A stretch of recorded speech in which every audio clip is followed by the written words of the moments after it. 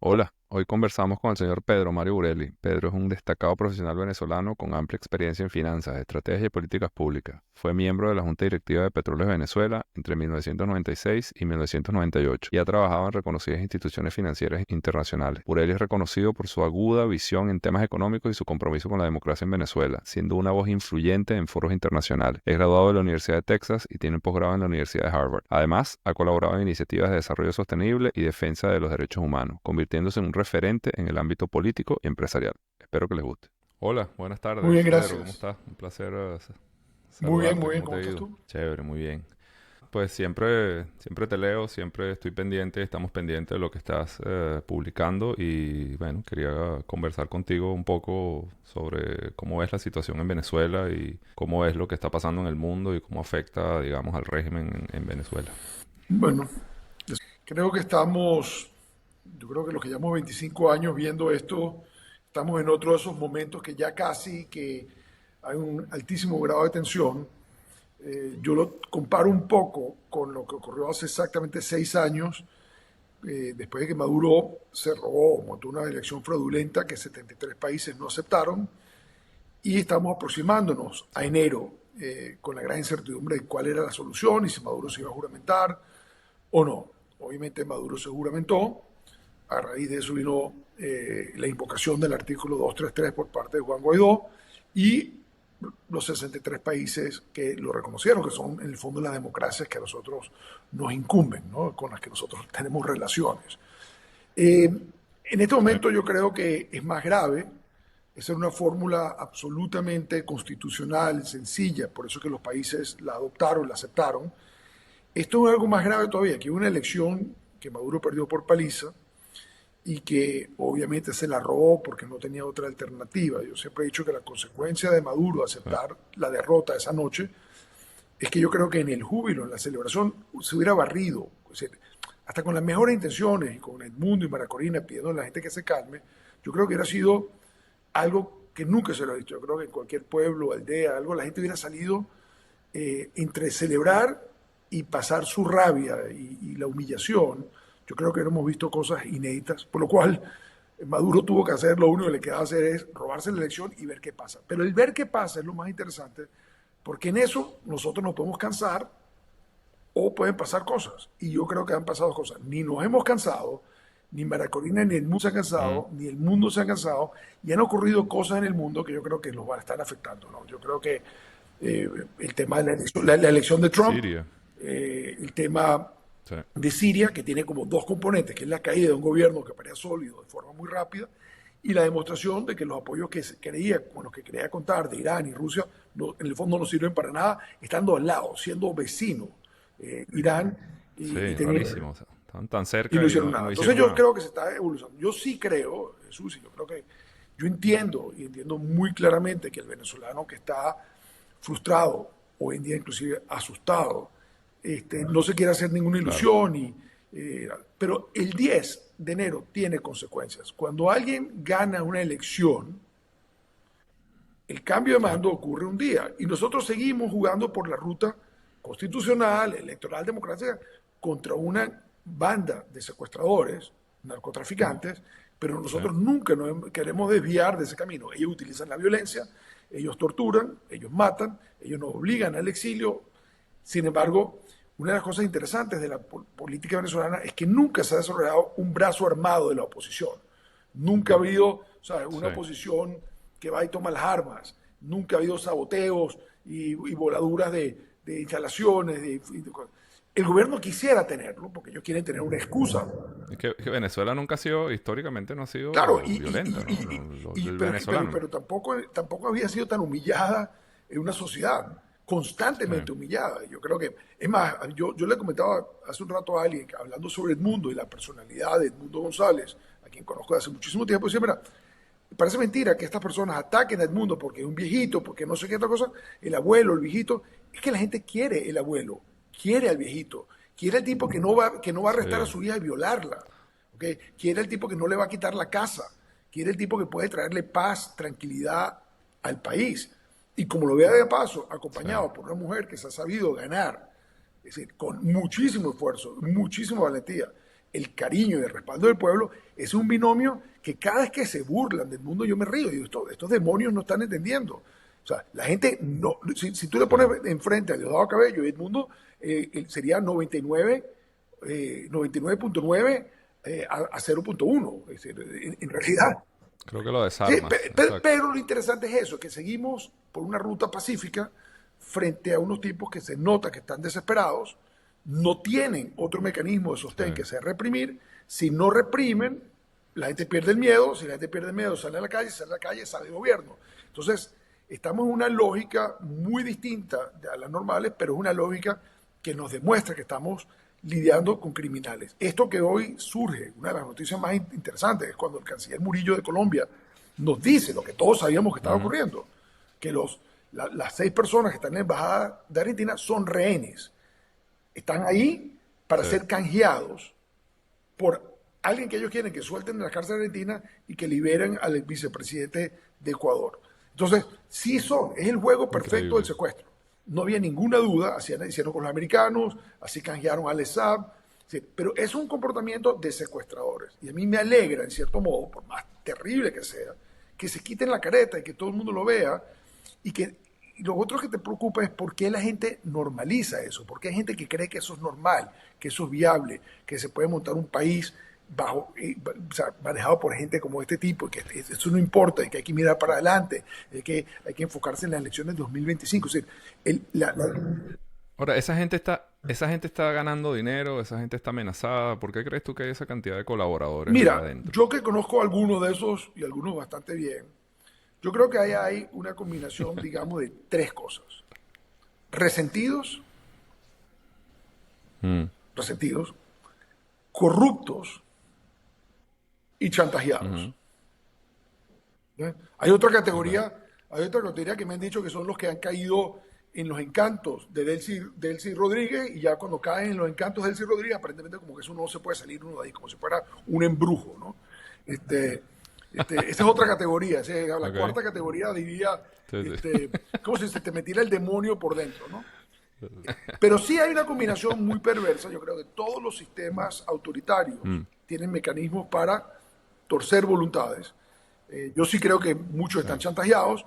El cuento porque lo ves inclusive más, no solo internamente, pero es mucho externamente, lo que ha sido con la ley antibloqueo, son las firmas de contratos secretos que nosotros en el país no conocemos, en que le has ofrecido Sí. a empresarios, pseudoempresarios, comisionistas, de gente de afuera, unos contratos, y todos se sentían que no había ninguna posibilidad de que perdieran esos contratos. Tenía la certeza que esos contratos, o sea, que Maduro iba a ganar las elecciones, que Sí. el problema iba a ser la elección del 2030. Esta era la posición, por cierto, que promovía Capriles. O sea, o sea, el artífice, Ujú. el vendedor de esta idea de que hay que ir pausadamente, que había que esperar, que no se podía comer todo de un solo golpe, que había que ir creando condiciones para estar listos para la elección del 2030, era Capriles. Entonces, alrededor de Capriles Mm, era un entorno de empresarios, y alrededor de esos empresarios unos extranjeros y unos lobistas, y alrededor de todo eso, digamos, el que pone, el que cierra todo es el aparataje de Delcy, todo el aparataje de promoción o manera, que antes era Tarek El Aissami, y eso pasó como automáticamente a Delcy, ¿no? Los normalizadores, la economía, el modelo chino, todo sigue ahí. Ahora, sí. yo creo que ellos se han dado una gran sorpresa. Yo inclusive he conversado con los bonistas que estaban en posición bastante de ese lado, que se empiezan a Ujú. separar, empresas petroleras que ya entienden que esto es un error, y yo creo que a medida, porque justamente a medida que se dan cuenta que la forma que Maduro se robó la elección y la valentía de Ujú. Maracorina, de Edmundo y de la gente que no se da por vencido, no hay un apoyo político. Si Maduro osa tomar posesión el 10, lo que le va a venir, o sea, automáticamente, es decir, ponerse la banda en el pecho va a ser el disparador de algo que él ni siquiera se imagina. ¿Okay? Y esto va a Sí. afectar, lamentablemente, sí, a los venezolanos, ¿okay? Y los venezolanos tienen que mirar a esa gente que valora, que valida a Maduro. Yo creo que los venezolanos tienen que voltearse, Mm, ¿okay? Y decir, aquí hay unos cómplices, hay unos colaboracionistas, no solamente normalizadores, es mucho más grave que eso.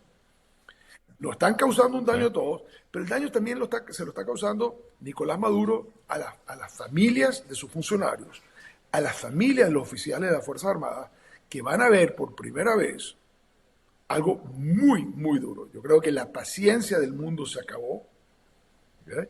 Yo lo que creo, yo inclusive, ¿Y cómo crees que va a ser la va a política de ser Estados Unidos? durísimo, durísimo. De hecho, inclusive, Sí, la parte interesante de los Estados Unidos que la gente no está entendiendo es que esta vez, a diferencia del 2019, no está tocando un cambio de gobierno a caballo en nuestra transición. El presidente Biden es presidente hasta las 12 del mediodía del 20 de enero. Hay una teoría en Estados Unidos que sí, solamente hay un presidente a la vez. Por lo tanto, el que va a tomar las decisiones es él. ok, Ahora, ¿en qué posición siente uno que está el presidente Biden? Cuando reconocen al mundo como presidente electo, cuando repitieron a los 4 días que dicen, con la información que nosotros tenemos, el mundo no sabe. Ellos no están sí, diciendo con las actas que recogieron comandos. Ese trabajo maravilloso de acta no es lo que informa a los Estados Unidos. ujú, Estados Unidos no está actuando en base a eso. Eso valida, ¿ok? Y te da un componente público de lo que ocurrió. Pero el componente privado, el componente de los aparatos de inteligencia, lo que ellos saben, qué fue lo que ocurrió, ujú, ellos en sus conversaciones con sus aliados y con otros países que también tienen aparatos de inteligencia bien sofisticados, y por eso es que tú ves que ni Colombia, ni Brasil, ni México se mueven, porque todos saben lo que ocurrió. ¿Ok? Entonces, yo claro, creo que la administración Biden va a ser mucho más duro de lo que la gente cree, mucho más duro, ok, muchísimo más duro, y no tienen ningún incentivo para no serlo. Se sienten engañados, se sí, sienten que ujú, perdieron capital político en una negociación bastante ingenua que tuvieron. No, o sea, no fue ingenuo. Yo creo que siempre los Estados Unidos tendrían que haber negociado porque los secuestradores, sí, con muy porque buena los fe, que tienen secuestrado un país solamente negocian con quien tienen más fuerza que ellos o lo que ellos quieren, que era el perdón y todo eso. claro, Entonces, la negociación noruega nunca iba a funcionar, porque la negociación de Noruega era los secuestrados con los secuestradores. Entonces, o sea, imaginarnos nosotros que Gerardo Blythe iba a lograr, mm, viviendo en Venezuela, porque si las negociaciones se hubieran hecho afuera, yo estoy seguro que Gerardo y algunos de esa delegación, que no eran muy fuertes ninguno, pero algunos hubieran podido fortalecerse. Pero se formó y los noruegos permitieron un perverso mecanismo que lo exterior, México, Barbados, era la notaría. La negociación ocurría en Venezuela donde estaban ujú, esos señores secuestrados. Entonces, uno nunca ok, negocia, el secuestrado nunca se libera negociando con el secuestrador. El secuestrador negocia con alguien que tiene lo que ellos quieren o lo que ellos temen. Cuando los Estados Unidos se involucra, correcto, pero cuando tú mandas un negociador, tienes que mandar a alguien que represente, que tenga experiencia, que represente a los Estados Unidos, que tenga la capacidad o de dar los incentivos de verdad o los castigos. Y resulta que en esta ok, oportunidad que se presenta, la administración, demostrando el poco interés que le pone a América Latina, mandan a dos personas de quinta categoría a reunirse con un siniestro personaje como Jorge Rodríguez, que le da vuelta al Vaticano, a República Dominicana, a los noruegos, a todo el mundo, y se perdió muchísimo tiempo en esa negociación. Eso te lo digo por el contexto, que yo percibo una administración Biden molesta, obviamente el señor Juan González lo sacaron del juego, el señor Nico se va del juego, sí, si para el momento que lleguemos al 10, esos dos personajes nefastos que participaron en las negociaciones, que son muy blandengues, ya no van a estar ahí, el presidente quiere tomar decisiones, vamos a ver inclusive decisiones de aquí hasta fin de año, va a haber decisiones de otros y, países de aquí hasta el fin de año, y si Maduro no se da cuenta, y si la gente que está alrededor y los militares no entienden lo que está pasando, y no se cumple con la voluntad del pueblo, yo creo que se van a quedar sorprendidos todo el mundo lo que se está dispuesto a hacer para enfrentar a Maduro, ya no como un gobierno ilegítimo, sino como una banda criminal enquistada en un país. ¿Y no crees que hay posibilidad de que Trump de repente diga, vamos a negociar con Maduro para, no sé, para el petróleo venezolano, para Bueno, tener el yo lo petróleo que creo venezolano? es que después había esa duda y yo sí creo que en esos paralelismos y como operan los lobbies, siempre eso opera. ¿Sabes? Lo que Mm, pasa es que ayer Trump se fue al otro extremo. O sea, no nos interesa el petróleo de ujú, Venezuela. Y esta es una conversación interesante, Jesús. Cuando él dice, nosotros no nos interesa el petróleo de Venezuela porque tenemos más petróleo en los Estados Unidos. Y yo sí, nombro ministro de secretario de Energía a una persona que viene del mundo del fracking, porque yo quiero maximizar la independencia de los Estados Unidos en el sí, aspecto energético. Entonces, la respuesta fue tan contundente que te la lleva a casi que al otro extremo. Es decir, ahora, y ahí hay que hacer un análisis de por qué los Estados Unidos puede prescindir totalmente del petróleo venezolano. Porque eso es muy, muy, Eso ¿Y es muy crees que...? grave, Jesús. ¿Ok? En el fondo es grave Sí. para el Y, futuro, para el poco tiempo del ciclo de hidrocarburos, y esto es la sí. consecuencia absoluta, directa y continua de lo que empezó con amenazas constantes de Chávez de recortar el petróleo de Venezuela. Y en el 2006, la Contraloría General de los Estados Unidos, el Government Accountability Office, hizo un estudio increíblemente contundente que decía, nosotros no necesitamos el petróleo de Venezuela. Venezuela sí necesita vendernos petróleo de nosotros. Y si algún día no llega petróleo de Venezuela a los Estados Unidos, no es porque va a ser una decisión política de Venezuela, sino por incapacidad gerencial de producir petróleo. Ese informe es público, existe. Es decir, que el chavismo también trabajó, aparte de destruir a Petróleo de Venezuela como ente, destruir la percepción de Venezuela como un proveedor seguro. Y yo creo que Venezuela es el único país que con No. las reservas más grandes de un commodity no es un actor en el mercado de ese commodity. Lo otro que dijo Trump ayer era refiriéndose a algo con los inmigrantes, ¿no? ¿Cómo ves tú ese tema? ¿Crees que de verdad los inmigrantes representan una amenaza o representan de verdad un tema para la política norteamericana Mira, o no? me comentaba alguien del entorno del presidente electo que la captura de un componente del cartel del Tren de Aragua cerca de Mar-a-Lago, tratando de entrar a Ujú. Mar-a-Lago, prendió una cantidad de alertas. ¿Ok? Mm. Como Es que sí es decir, en yo creo que lo serio. están tomando en serio. Y yo creo, una de las cosas que yo he dicho, no es que tiene que negociar algo contra Maduro para que le deje entrar la gente. Espera un momentico. Maduro tiene la obligación de dejar que los venezolanos regresen a su país. Maduro montó un programa que se llama Vuelta a la Patria. Entonces, ¿qué va a hacer? Si le llega, si le llega un avión con 225 pasajeros venezolanos, no lo van a dejar aterrizar. O es que tenemos que negociar.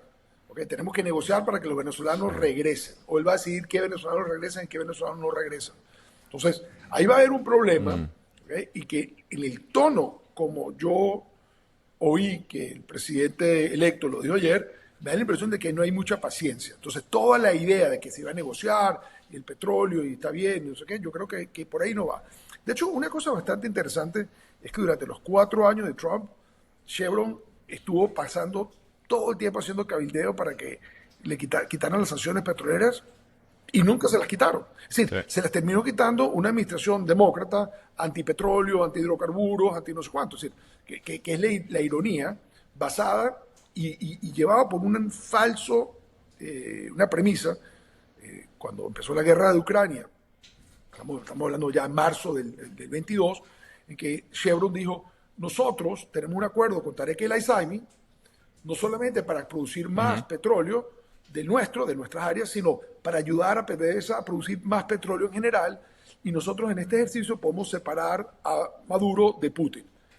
Y la administración se creyó ese Ok. cuento. Esa fue la premisa fundamental para el viaje a Caracas del señor Juan González y el señor Jimmy Story a reunirse con Nicolás Maduro y Jorge Rodríguez. Una premisa que, o sea, si un gobierno, un país del tercer mundo, que se cree eso, no se cree, pero que los Estados Unidos se haya montado sobre esa premisa, es estúpido. Entonces yo creo que vamos a llegar a un momento que, lamentablemente, por el mal manejo de Chávez, de uno, de otro, el tema de cómo Venezuela se reinserta al mercado, cómo Venezuela se convierte eventualmente en un proveedor seguro, está tan en el futuro, tan difícil. Y de paso, yo creo que los venezolanos no entendemos, ni Guyana, ni Brasil, ni Colombia, ni a México, ni a Arabia Saudita, ni a Kuwait, ni a Rusia le interesa que Venezuela se recupere. Es decir, en un mercado Claro. como el que está ahorita, la gente desearía, qué maravilla que Venezuela no esté en el mercado, Que porque no está tenemos precios Venezuela. mucho más Sí. altos. Es decir, entonces, ¿Cómo ves una Venezuela sin este régimen? O sea, ¿cómo crees tú, cómo lo visualizas? Ahora que lo estás diciendo. mira, yo soy muy objetivo porque yo creo el daño hecho no se va con el régimen no se lleva el daño, ¿ok? Se van las Ok. personas, pero el daño queda. Yo creo que hay daños en todos aspectos, en todos los aspectos. Hay daño moral, daño social, daño en infraestructura, daño en instituciones. Yo creo que la reconstrucción depende de nuestra capacidad de hacerlo pacíficamente, de pacificar al Ok. país, de desarmar al país, de recuperar control territorial tanto de bandas como de carteles. Y yo creo honestamente, Jesús, que cuando los carteles se enquistan, se hace muy difícil sacarlos. El venezolano no se da cuenta del problema de narcotráfico porque no hay lucha contra el narcotráfico. Son dos cosas que son distintas, pero la que te genera noticia es la lucha contra el narcotráfico. Es cuando tú luchas contra el narcotráfico, que arrestan a narcotraficantes, que decomisan cargamentos, que desmantelan laboratorios. En Venezuela, el negocio de la producción de cocaína y la venta de esa cocaína a numerosos carteles es muchísimo más grande de lo que la gente cree, pero la gente, como es un negocio invisible y no hay acción contra narcóticos, dice, no, esto no es tan grande como México, no es tan grande como Colombia, no es tan grande como Ecuador. No, lo que tú estás viendo en esos países no es el negocio del narcotráfico, es la acción contra los narcos. Cuando no hay acción contra los narcos, porque el Estado es el cartel, te da una falsa sensación. Entonces, mi gran duda al producirse un cambio político es cómo logramos nosotros comenzar el proceso de saneamiento, limpieza y control de un país, después de lo cual sí te aseguro que la capacidad de respuesta de Venezuela es infinita y rápida, ¿ok?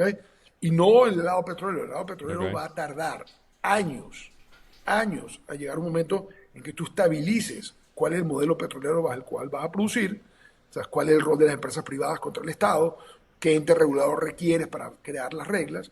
Pero yo sí creo que el ansia, o sea, yo cuento, ayer me encontré un muchacho, un repartidor del Globo en Madrid, que acaba de llegar aquí, pero venía de Colombia, donde tenía 3 pizzerías.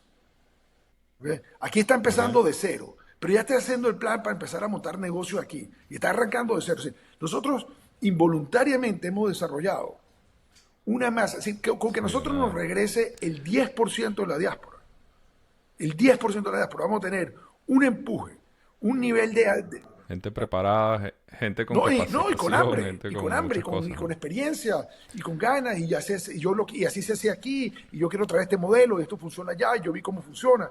Es decir, y yo creo que Venezuela es muy rápido, Venezuela como país es un país muy vivo, o sea, muy caribeño en ese sentido, ¿okay? Y los recursos están ahí, es decir, entonces no es esperar que salga el petróleo, tenemos todo ahí, es decir, todo. Y yo creo que esa es la parte positiva, pero sí yo creo que en la salida hay un pequeño barranco. O sea, es decir, la salida es por el barranco. Yo creo que va a haber un momento de muchísima tensión cuando quienes han operado con impunidad en Venezuela se encuentren que ya no pueden operar. ¿Qué crees que deben hacer los venezolanos dentro y fuera de Venezuela para contribuir a que se ocurran los cambios, etcétera? ¿Crees que la gente, la sociedad civil, la población puede hacer algo? Mira, yo creo arriba. Yo creo que la sociedad civil hizo todo lo que se podía hacer. Yo creo que lo que vimos en primarias, es más, vamos a decir, lo que vimos en primarias, lo que vimos con el referéndum del Esequibo, en que le voltearon la espalda al régimen, y lo que vimos en las elecciones no tiene nombre. Y vuelvo, frente a un régimen que ha sacado y dividido todas las familias, porque Jesús, el régimen no tiene un cuchillo, un bisturí láser. El daño que ha hecho el gobierno se lo ha hecho a la familia chavista, a las familias militares. ¿Okay? La familia militar está tan dividida como la familia civil. La familia chavista está tan dividida como la familia que se opone al chavismo. Entonces, en esa manera burda de tocar, tiene a toda una sociedad tocada, pero una sociedad que se ha portado increíblemente civil. Claro, yo hubiera preferido que no se hubieran tenido que ir, pero entiendo por qué la gente se fue. Lo entiendo perfectamente bien. Claro. Ahora, en este momento hay que tener un poco de fe, poco miedo, paciencia. ¿Okay? Paciencia. Aquí están ocurriendo cosas. ¿Okay? Cuando el presidente Edmundo González dice, yo voy a ir a Venezuela, él no está inventando. Lo que no te va a decir es cómo va a llegar a Venezuela, en qué circunstancia va a llegar a Venezuela, con qué condiciones previas va a llegar a Venezuela, con qué apoyos sorprendentes va a llegar a Venezuela. Y eso no se puede decir, pero yo sí creo que tenemos que tener fe, ¿okay? En dos cosas. ¿Okay? En la buena voluntad y valentía de quienes están dirigiendo ahora la oposición y en la torpeza y la capacidad de cometer errores de quienes tienen al país secuestrado. Las dos cosas son necesarias para salir de esto. Son buenas. Porque en cierta forma, si tú ves lo que ha habido de hace año y medio, es error tras error de un régimen que ya no puede concatenar donde las rivalidades internas le está siendo imposible llegar a acuerdos lógicos, donde quienes querían parar las elecciones no pudieron convencer a los que querían seguir las elecciones. Los que montaron la trampa de la elección estaban convencidos que la tenían montada, ¿okay? Y vino una elección que entonces ahora el señor Diosdado Cabello dice, ves, no tenían la trampa montada y mira el rollo en el que estamos. Y se monta Diosdado Cabello, pero Diosdado Cabello sabe que nadie, ¿sabes? Diosdado Cabello es la persona más detestada del país porque él se ha dedicado a hacerse útil a los cubanos siendo el malo de la película. Porque si él no se hace útil a los cubanos salen de él. Porque los cubanos saben que él no es simpatizante de ellos. Entonces, él se vende como el malo, pero de tanto venderse como el malo, la gente ya lo quiere ver, le quiere ver el hueso. Entonces, el dilema de esto es que ellos mismos han creado una condición que hacen inviable entre las peleas internas entre ellos. ¿Sí crees que hay unas peleas internas? Yo creo que están todos peleados. El enemigo común une a veces, pero en el fondo yo creo que ya están en una situación en la que Cabello responsabiliza a Jorge Rodríguez por haber continuado con una elección que Cabello quería parar. Es decir, Cabello, Jesús, como presidente del partido, él vio el deslave. Él estaba en la calle, recorriendo, siguiendo a María Corina, haciéndole sombra a María Corina, y cada pueblo que llegaba, cada ciudad que llegaba, tenía menos capacidad de convocar al chavismo. Él se dio cuenta que ahí estaba pasando algo. Y al tratar de parar la elección, crear un elemento de conmoción nacional para parar, Padrino dijo no, Hernández Lares dijo no, pero porque no querían parar la elección, porque pensaba que podía haber algo que obligara entonces al ejército a salir a la calle, cosa que asusta a estos cobardes. Jorge Rodríguez debe haber vendido muy bien que ellos iban a buscar la manera de que bueno, Jesús, la iban a ganar, ¿no? Jesús, eso fue lo que dijo. Era la tesis, ¿no? Y yo dije en una entrevista reciente que yo creo que lo único que se hackeó ese día fue el sistema paralelo que Jorge Rodríguez con Exclet tenía montados para robarse la elección. Yo creo que cuando él le empiezan a llegar los resultados de algunos centros electorales en Caracas, que eran 80-20, no ni siquiera 70-30, sino 80-20, ahí se volaron todos los perros. Bueno, esas conversaciones, esa discusión que ocurrió entre bastidores de qué hacer, cómo revertir, cómo convertir eso, hay muchos testigos. ¿Okay? Hay testigos internos que participaron, hay testigos que saben qué fue lo que ocurrió, y había una agencia de inteligencia de ciertos gobiernos oyendo esas conversaciones. ¿Okay? Por lo cual, yo lo que creo es que estamos en como una cámara lenta donde el régimen se atragantó, y como yo digo, Maduro hizo lo que racionalmente un criminal tenía que hacer para ganar tiempo, robarte la elección. Es decir, su comportamiento fue racional para alguien en sus circunstancias, pero yo creo que él no tenía un plan para el día después. Y todo se ve que están improvisando. Ahora, te ocurre lo de Siria. Y Maduro es la última persona que apoya a Al-Assad. El último gobernante que se solidariza con Al-Assad. Ahora, él... ¿Por qué sería eso? Primero porque es bruto, no tiene sentido de las cosas que están pasando. Segundo porque creo que le da miedo. Tercero porque en el fondo el miedo que le da, hoy en día los archivos de ese gobierno están a la disposición de las agencias de inteligencia internacional.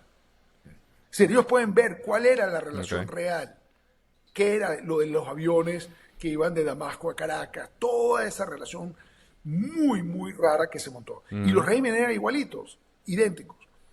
No tenían ningún otro mecanismo para vivir sino el narcotráfico. En el caso de Siria, con el Captagón, que es un narcótico que se vende mucho, es muy suave, digamos, lo llaman la cocaína de los pobres, y Maduro con una infraestructura gigantesca de cocaína, con plantas distribuidas por todo el país, utilizando toda la infraestructura de PDVSA, con casi todos los cuerpos de seguridad tomando responsabilidad de una u otra planta, y ellos, los jerarcas, repartiéndose las ganancias cada tanto de esta operación. Entonces están atrapados. Cuando yo veo los videos, 2 videos que me impactan, 3 videos, yo creo que hay 3 videos, las cárceles, los cementerios, las fosas comunes y los laboratorios de droga. Bueno, yo espero que el señor Padrino, el señor Cabello, Jorge Rodríguez, Delcy y sobre todo Cilia Flores estén viendo esos videos, porque esos videos son un anticipo, esos son un tráiler de lo que viene a Venezuela. ¿Okay?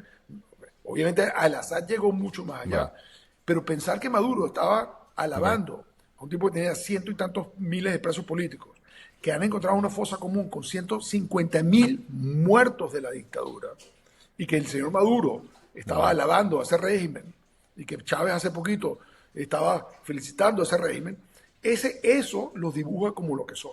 Y entonces lo que yo digo, el punto final, yo creo que es importante, es difícil Sí. para el venezolano, cuando tú dices, ¿qué hace el venezolano? El venezolano ha, de forma noble y valiente, defendido con sus derechos, y sobre todo su derecho al voto, una democracia frente a unos criminales. No, en realidad los criminales siempre se enfrentan con fuerza. O sea, el criminal, al secuestrador, la gente no se sienta, o sea, a hablar con ellos. O sea, el problema del ciudadano venezolano es que les dice, esto tiene que salir a fuerza. Y qué bello sería que salga sin fuerza. Qué bonito sería Ojalá. que esta solución Ojalá. se produjera sin fuerza. Porque definitivamente Sí, nosotros no tenemos rebeldes que puedan llegar y tomar la ciudad. sí. Lo que ojalá tengamos son patriotas reales en las Fuerzas Armadas que le digan a Nicolás Maduro, hasta aquí llegó el juego, se va y punto. Y nos encontremos una madrugada, una mañana, a las 4 de la tarde, a las 12 del día, todos en la calle reencontrándonos.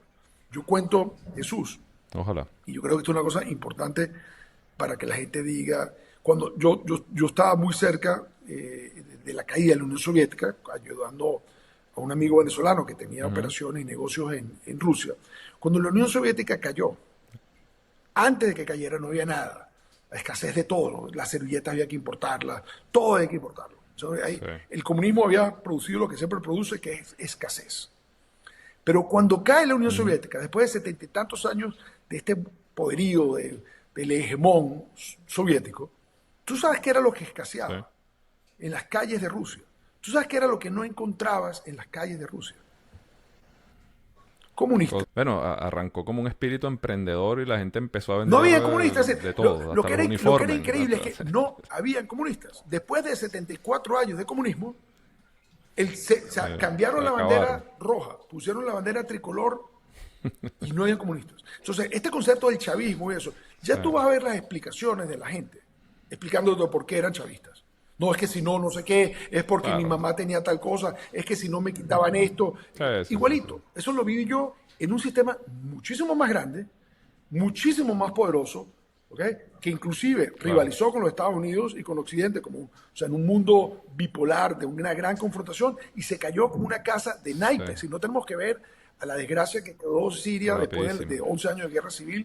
No, la Unión Sí. Soviética cayó y no habían comunistas. Y cayó sin violencia, cayó inclusive sin pasarle factura a nadie. Yo creo que inclusive parte de la razón que emerge de nuevo la KGB y aparece Putin y su gente es porque no se pasó factura a quienes realmente debían de haber pagado los crímenes de la era soviética. ¿Crees que se acaba el chavismo después de Si tú me Maduro? explicas qué es el chavismo que es un mito, o sea, ¿qué es? Bueno, Hay, no sé, o sea, un partido no, político, no pero hay un sé, es libro, hay una ideología, hay un mandato, hay las 10 ideas del chavismo. O sea, eso es lo que yo no entiendo. A mí cuando la gente me habla del chavismo, yo creo que igualito que los venezolanos, Adeco y Copellanos, después se volvieron chiripa y después se volvieron chavistas, ¿ok? Son Sí, sí, sí. venezolanos. Se creyeron el cuento de algo, pero trata de explicarle algo. Si hay una ideología, no se aplicó, ¿ok? Y si se aplicó, los resultados fueron Claro. malísimos. Entonces, yo no sé exactamente cómo vender. A mí me decía un noruego de estos negociadores, me decía, no, es importante preservar el chavismo como fuerza política, pero diga, explícame por qué. Explíqueme, primero que yo no Claro. creo que hay que preservarlo, ellos tienen que buscar preservarse. Si yo creo que no hay que poner, o sea, hay Claro, claro, pobrecitos, vamos claro. a crearles un espacio, un pequeño zoológico donde puedan vivir los chavistas tranquilos sin que nadie los toque y los vamos a alimentar, va a una Sí. manguerita y le vamos a poner whiskycito y le vamos a poner su empanaditas y sus cositas para que vivan felices y nadie se meta con ellos. Así no es el juego político se compite y partidos nacen Sí. y partidos mueren y líderes aparecen y líderes desaparecen. Entonces, ¿bajo qué criterio nosotros tenemos que darle protecciones al chavismo? Ahora, esa discusión es posterior a qué carajo es el chavismo, ¿ok? Porque Sí. una vez que entendamos qué es el Claro. chavismo, entonces podemos sentarnos y decir, ¿eso vale la pena mantenerlo o inclusive, si llegamos a la conclusión del daño que le ha hecho el país, podemos proscribirlo, como en el caso del nazismo. Bueno, pero como dices tú, el año que viene ellos mismos desaparecerán, ¿no? Va a ser así, mira, Ya ahora soy María pero Correrista. es que te lo digo, No sé. yo lo viví, O en las calles de Edmundista. Moscú. Era como Sí, sí, salir a sí, sí, buscar sí. un comunista. Era más la creatividad, como te explicaban, por qué habían sido parte del Partido Comunista. ¿Ok? Y era el papá Sí. que estaba enfermo, La que el papá estaba enfermo, justificación. Sí. y si no iba, no podía ir al sanatorio, porque si no era parte del partido, entonces iba a un hospital que era malo, pero como tenía acceso a un buen sanatorio, entonces él se había quedado porque tenía... entonces el comunismo daba prebendas. Sí, entonces empezaban las contradicciones de por qué estaban ahí, y entonces Claro, ese es el enchufado. ¿Ok?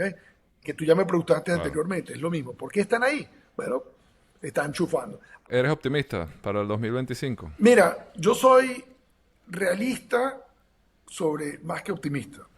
Yo creo que se han dado unas Ok. circunstancias en que yo te diría, sencillo, es resumiendo cosas que ya hemos discutido antes, es los aciertos de la oposición, los errores del Ujú. régimen, la valentía del pueblo y desarrollos en el mundo que si los combinan nos permiten ser optimistas. Qué bueno. Ojalá.